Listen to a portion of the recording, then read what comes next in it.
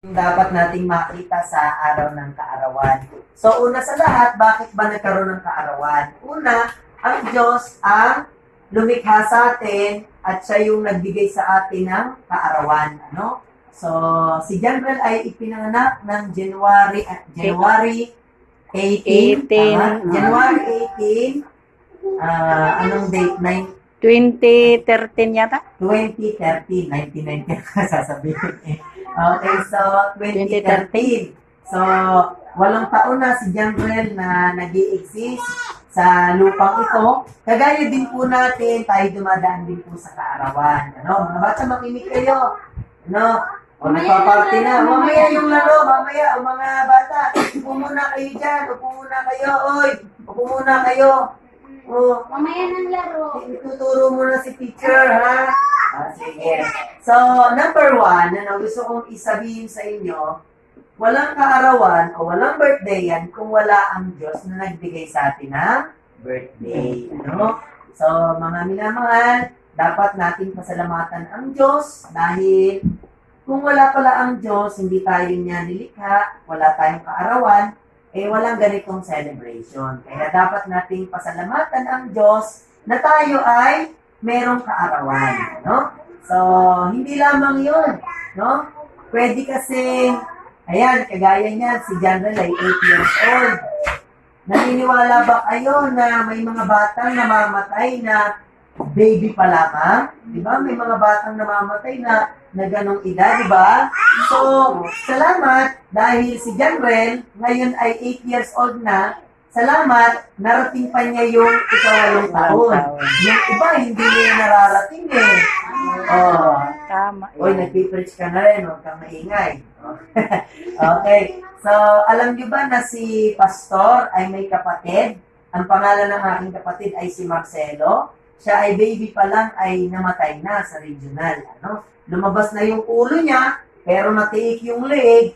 Wala na, namatay yung baby. Ano? Ano kaya kung baby pa lang tayo, namatay na tayo? Meron kayong birthday celebration ngayon? Di ba wala? Salamat sa Diyos, tayo po ay kaya yung Janrel nakaabot ng 8 years old, siya ay buhay, siya ay malakas. Dapat nating pasalamatan ng Diyos. Amen? Amen. Wala kayong pinapasalamatan. Gusto niyo nang kumain ng spaghetti. Okay, pasalamatan natin ang Diyos. Ano? So, pangalawa, gusto kong sabihin sa inyo, mga bata, mga minamahal, nasabi dito, ganito, sinong nakakaalam ng iyong kapangyarihan ng iyong galit? Makinig kayo mga bata.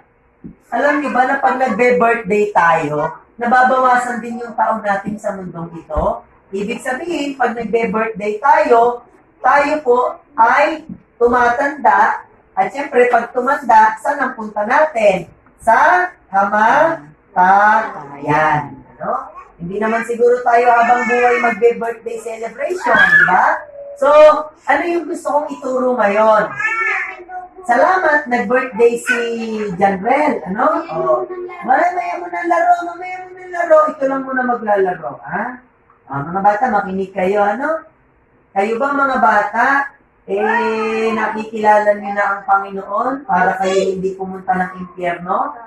Sabi ng Biblia, ang makasalanan ay pupunta sa impyerno.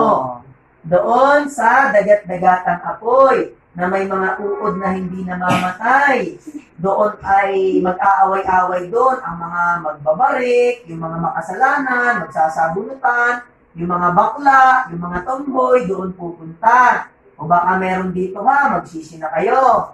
Baka meron ditong lalaki, pag lumalakad, nakagarne, ha? Wag gayon, magsisi ka na. So, mga bata, makinig kayo sa akin.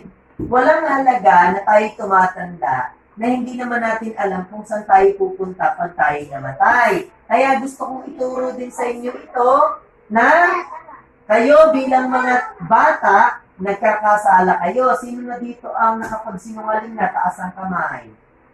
Nakapagsinungaling na. O yan. Ako, anong sabi ng Bible? Ang sinungaling ay pupunta sa impyerno. Paano yan ngayon? Hindi tayo sa impyerno pupunta. Hindi kawawa naman tayo. Tama ba? Opo. Nakapagsinungaling na ba kayo? O, bakit tayo niyong umamin? Nagsisinungaling uli kayo? O, dahil tayo sinungaling, nang-aaway ng kapatid, nagmumura. O, sino dito magaling magmura? O, ayoko kayong magmumura ha, dahil matututunan niya ng aking mga pamangkin. Mga kalaro.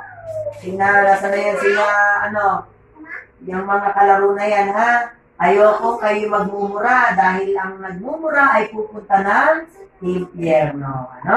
So, mga bata, makinig kayo. Sana, tapusin natin itong pagtuturo.